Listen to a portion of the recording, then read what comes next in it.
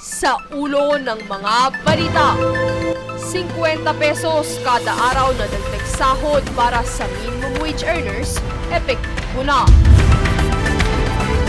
Higit 100 residente nasagip sa baha dulot ng bagyong Krising.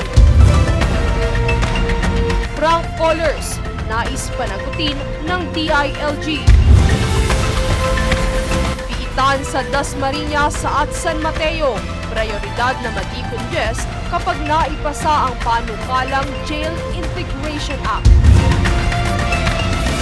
Goat meat nakikitaan ng potensyal sa global market. At Pretty Little Baby singer Connie Francis pumanaw na. Patas at pantay na balita, komprehensibong ulat para sa pulso ng masa. Ito ang News Forbes.